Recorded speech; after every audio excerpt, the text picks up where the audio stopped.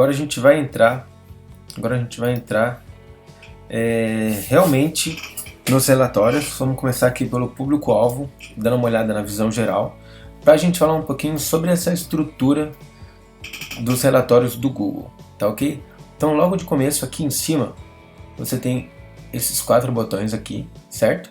O botão de salvar ele permite que você faça alguma alteração dentro do seu relatório e salve ele com um nome específico para você. Sempre que você salva um relatório, ele vai aparecer na parte de relatórios personalizados, tá? Você pode baixar essa informação, você pode exportar em PDF, Google Planilhas, Excel ou CSV. Você pode compartilhar também com alguém. Então, por exemplo, se você precisa de um determinado relatório, olhar esse relatório toda semana. Para você não ter que ficar entrando dentro do Google Analytics, você pode configurar para o Google mandar essa informação para você. Então você vai digitar o e-mail que você quer aqui, que você quer receber, dá ali o assunto, marca qual é a frequência que você quer, se você quer diariamente, semanal, trimestral, mensal, o formato que você quer esse relatório. Se tiver alguma informação que você queira adicionar aqui, marca sempre a opção do não sou robô, do reCAPTCHA, e enviar. A partir desse momento, dentro da frequência que você pediu, você vai receber esse e-mail do Google, tá? E insights, de vez em quando o Google marca aqui alguma opção de insight para você, para mostrar alguma ideia que ele tem de melhora dentro do seu site ou na sua estrutura aqui, tá? Embaixo aqui a gente tem a opção de tempo, qual tempo que a gente quer analisar a informação, tá? Então aqui ele aparece pra gente, ele traz sempre baseado nos últimos 7 dias, deixa eu tirar esse campo aqui que não foi, aqui.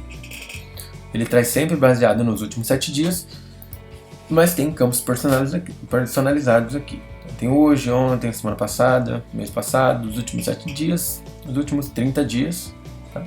Também é possível você selecionar qual período que você quer aqui dentro e aplicar. Ele vai alterar essa informação daqui baseada no período que você selecionou, tá? Ele sempre vai trazer esse campo aqui de todos os usuários, que é a segmentação que ele está puxando. E aí entra uma coisa muito importante que a gente já falou, e que aqui a gente vai começar a falar com mais ênfase no curso, que é você nunca olhar para todos os usuários quando você faz uma análise pensando na sua estratégia, tá? Em estratégia de crescimento, de entendimento do que é que está acontecendo realmente e aonde é que você pode melhorar. A gente já falou sobre isso, o porquê é importante isso, mas só para a gente relembrar, vou dar um exemplo aqui. A gente sabe que a duração média aí está em 2 minutos, mais ou menos, mas ele tem a duração média de todos os canais de aquisição, por exemplo, tanto de quem vem pelo mecanismo de busca, numa pesquisa lá no Google, quando você faz uma campanha, quando você faz um disparo de e-mail, ou quando você faz trabalho na sua rede social. Tá tudo aqui dentro desses 2 minutos e 7. Mas pode acontecer das pessoas que vêm pelo seu site através do Google, através do mecanismo de busca, ele fica muito mais tempo do que esses 2 minutos e 7 aqui. E o pessoal que vem da sua campanha no Google Ads, por exemplo, ele fica menos tempo. E na média, a pessoa fica esses 2 minutos e 7 segundos. Então, quando você vai analisar isso mais a fundo, você percebe que você precisa investir melhor na sua campanha no Google Ads, por exemplo, para poder fazer com que o seu usuário fique mais tempo dentro do seu site, tá? Para a gente segmentar, tem esse campo de segmentação aqui, onde mais para frente a gente vai falar melhor sobre ele.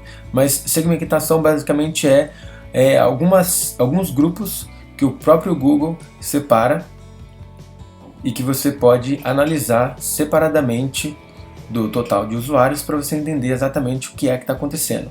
Então você consegue verificar aqui o que acontece de tráfego pago, tráfego direto, tráfego de referência, tráfego de pesquisa. Quando a gente tem as conversões bem configuradas, a gente consegue analisar a conversão. Então, por exemplo, eu quero saber só sobre quem entrou no meu site e converteu. Seja fazendo download de algum arquivo, preenchendo algum formulário, fazendo alguma compra, seja ela qual for o nosso objetivo, se você marca essa opção de segmentação, o Google vai fazer um relatório, vai criar um relatório baseado só em quem fez essa conversão. E aí por que é interessante isso? Porque você consegue entender exatamente o que é que quem converte, qual é o perfil da pessoa que converte dentro do seu site, tá? A gente vai falar mais pra frente sobre isso, certinho. A gente tem aqui a opção em gráfico dessas informações aqui de baixo, ele está puxando aqui de usuário, mas você pode trocar essa informação, pode colocar a duração média de sessão, pode colocar páginas por sessão, e aí você escolhe qual que você quer, tá? Novos usuários, taxa de rejeição, você pode adicionar uma outra métrica aqui do lado para você fazer uma comparação, por exemplo, usuários, novos usuários, para você entender como é que está sendo a sua taxa de retorno dentro do seu site, tá? Aqui do lado direito, a gente tem esse mesmo relatório, mas por hora, por dia, que é o que estava, né? Por semana e por mês. Aí, dependendo de cada ação, de cada contexto, você vai analisar ele de uma forma diferente, tá? Aqui para baixo, ele vem as métricas principais dessa visão geral. Que são essas métricas principais aqui? Usuários, que basicamente é todo mundo que acessa o seu site. Cada vez que uma pessoa acessa o seu site, ele conta como um usuário. Cada vez que o usuário retorna para o seu site, ele conta como um usuário, tá ok? Novos usuários são pessoas que dentro desse perfil de todos os usuários estão acessando pela primeira vez, tá? Você vê esse relatório aqui em formato de pizza também, você entende que 70%, mais de 70% são novos usuários, quase 30% são pessoas que estão voltando, tá? Então essa pode ser uma boa métrica para a gente olhar e para a gente começar a monitorar para entender por que o pessoal está voltando, porque uma grande quantidade não está voltando, e o que é que a gente pode fazer para esse pessoal voltar, tá?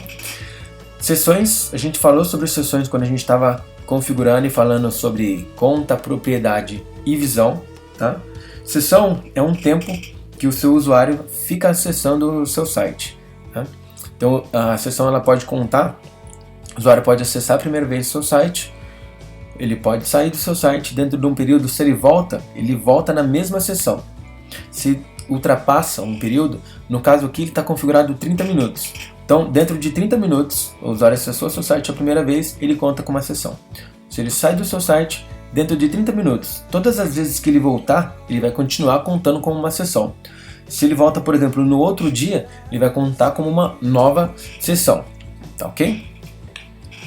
Número de sessão para usuários, ele conta dentro desse período que a gente está olhando aqui. Aqui está dando 25 dias, né? 25 dias não, perdão. Dá quase 2 meses aí. Então dentro desse período aqui, quantas sessões cada usuário fez, que está contando 1.6.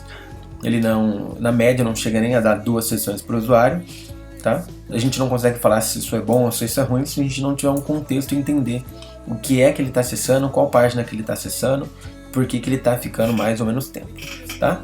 Visualização de páginas são quantas páginas este usuário aqui acessou em todas as sessões dele, tá? Aqui é a quantidade de páginas, tá? Aqui é a quantidade total de todas as páginas, aqui é páginas por sessão. Então, em média, numa sessão aí de 30 minutos, os usuários estão acessando aí em volta 2.5, quase 3. Duração média é o tempo que ele passa na sessão. Dentro dessa sessão de 30 minutos, ele ficou aí mais ou menos navegando uns 2 minutos e pouquinho dentro do site. Lembrando que é aquele conceito que a gente falou, pode ter usuário que está mais, pode ter usuário que está menos, mas na média é isso aí. A taxa de rejeição é 21%. Aqui a taxa de rejeição é muito importante a gente entender o que é e como essa taxa de rejeição ela é construída, tá? Porque existe um mito das pessoas acharem que taxa de rejeição muito alta ela é uma coisa negativa, mas tudo vai depender do contexto. A taxa de rejeição ela é formada basicamente de 2 formas.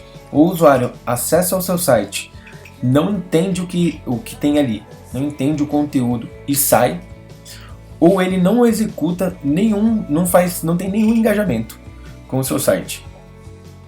Ou ele não rola, ele não clica, ele não vai para uma outra página, Isso pode ser considerado como uma taxa de rejeição também. Mas, como a gente falou, é importante a gente entender a questão do contexto. Por quê? Se você está analisando uma página onde o usuário tem que entrar, preencher um formulário e sair, você vai calcular que é mais ou menos um tempo aí de 30, 40 segundos, 45 segundos para o usuário fazer esse movimento, às vezes menos. Então, se ele está numa taxa de rejeição alta, porque ele entrou e rapidamente ele saiu, se ele cumpriu o papel que a gente esperava que ele cumprisse, então tá tudo bem. Tá? Então, taxa de rejeição é uma taxa que é importante a gente analisar com calma, um por um, para a gente entender se realmente é um problema ou não. Mais para baixo aqui ele traz algumas informações demográficas, como cidade, país, informações de sistema, qual é o navegador, qual é o sistema operacional, qual é o provedor que a pessoa está usando, e a parte de mobile, o sistema operacional, o provedor e a resolução de tela. Tá? Então, quando a gente clica aqui, do lado ele vai trazer uma informação. Não vou falar muito sobre ele aqui, porque a gente vai falar de uma forma mais extensa nos relatórios que ele traz aqui do lado para a gente. Tá? E sempre embaixo desse relatório tem um visualizar relatório completo, que é o que vai levar a gente para aquela tela específica desse relatório, tá ok? Então, basicamente, essa é a estrutura que vocês vão ver em grande parte dos relatórios do Google. O que vai mudar a maioria das vezes é essa parte de baixo aqui, quando a gente tiver específico em cada um, tá? Em cada um dos relatórios mais específicos. Mas aí a gente vai falar com mais calma nas próximas aulas.